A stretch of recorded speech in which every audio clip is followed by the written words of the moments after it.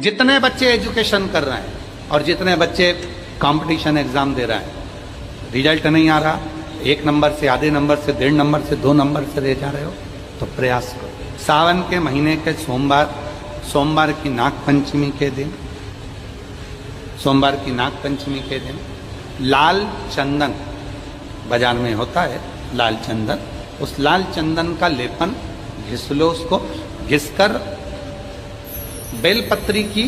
दोनों पत्तियों में, नीचे वाली दोनों पत्तियों में उस लाल चंदन का लेपन करिए। बेलपत्री के नीचे वाली दोनों पत्तियों में लाल चंदन का लेपन करिए और ऊपर वाले पत्ते पर केवल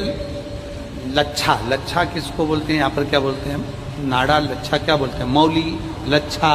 नाड़ा,